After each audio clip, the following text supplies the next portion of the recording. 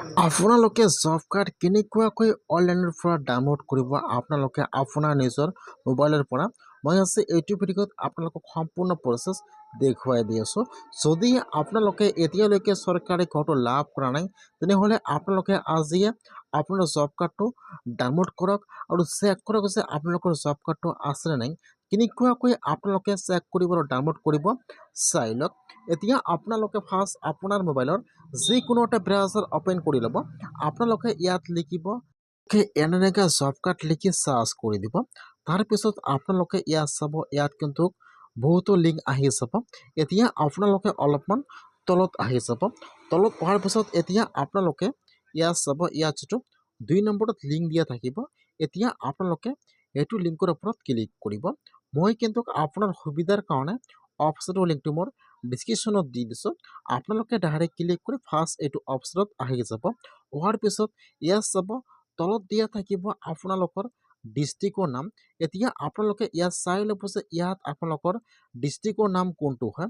ইয়াত যিটো আপোনাৰ ডিষ্ট্ৰিক্টৰ নাম হয়, এতিয়া আপোনালোকে ইয়াত চাই লৈ ইয়াত যিটো আপোনাৰ ডিষ্ট্ৰিক্টৰ নাম হয়, এতিয়া আপোনালোকে আপোনাৰ ডিষ্ট্ৰিক্টৰ নামৰ ওপৰত ক্লিক কৰিব। ইয়াত চাব, তলত আহি যাব এনেকুৱাকৈ।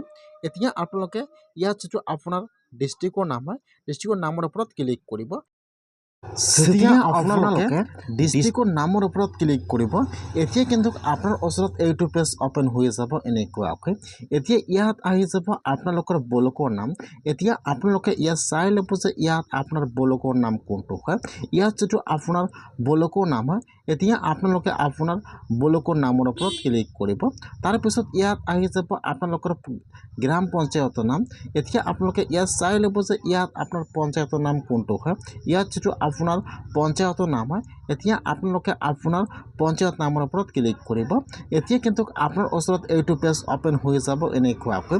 এতিয়া আপোনালোকে ইয়াত চাব, ইয়াত যিটো 1 নম্বৰত অপশ্যন দিয়া আছে R1 জব কাৰ্ড ৰেজিষ্ট্ৰেশ্যন।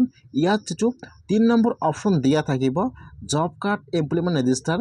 এতিয়া আপোনালোকে 3 নম্বৰ অপশ্যনটোৰ ওপৰত ক্লিক কৰিব লাগিব। ইয়াত চাব, ইয়াত যিটো 3 নম্বৰ অপশ্যন দিয়া থাকিব জব কাৰ্ড এমপ্লয়মেণ্ট ৰেজিষ্টাৰ। এতিয়া আপোনালোকে সেইটো অপশ্যনৰ ওপৰত ক্লিক কৰিব। মই কিন্তু আপোনাৰ সুবিধাৰ কাৰণে অপশ্যনৰ লিংকটো মোৰ ডিছক্ৰিপশ্যনত দি দিছোঁ।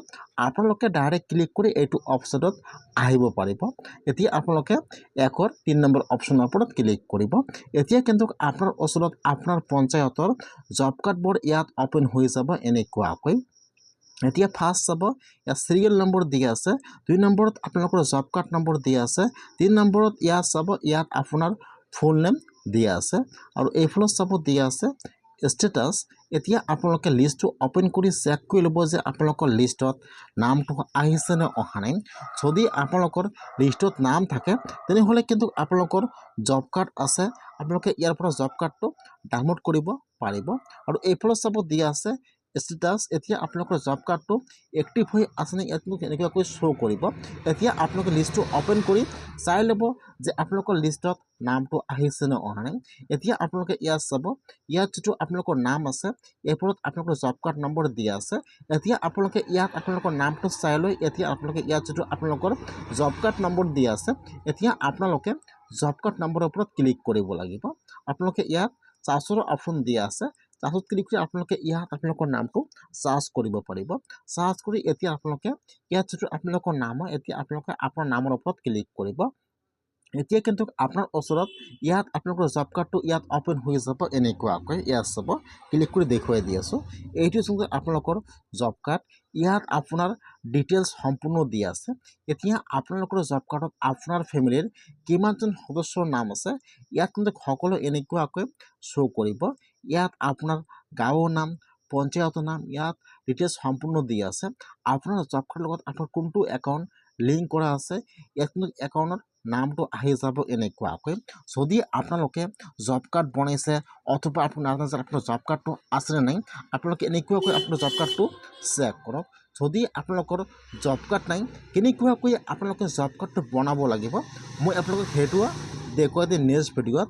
আপোনালোকে ফাৰ্ষ্ট চেক কৰক যে আপোনালোকৰ জব কাৰ্ড আছে নে নাই।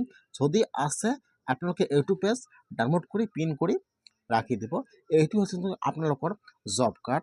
যিসকলে জব কাৰ্ড বনাইছে বা নাজানে জব কাৰ্ড আছে আপোনালোকে এনেকুৱাকৈ আপোনাৰ জব কাৰ্ডটো ডাউনলোড কৰক আপোনালোকে আপোনাৰ নিজৰ মোবাইলৰ পৰা। আৰু যিসকলৰ জব কাৰ্ড নাই সেইসকলে কিন্তু চৰকাৰী ঘৰটো লাভ নকৰিব। সেইকাৰণে যদি আপোনালোকৰ জব কাৰ্ড নাই তেনেহ'লে আপোনালোকে আজিয়ে আপোনালোকৰ জব কাৰ্ডটো বনাই ৰাখক। কেনেকুৱাকৈ আপোনালোকে আপোনাৰ জব কাৰ্ডটো বনাব নেক্সট ভিডিঅ' আহি আছে জব কাৰ্ড বনোৱাৰ। আজিৰ ভিডিঅ' ইমানেই আছিল। জব কাৰ্ড ডাউনলোড আৰু জব কাৰ্ড চেক কৰা।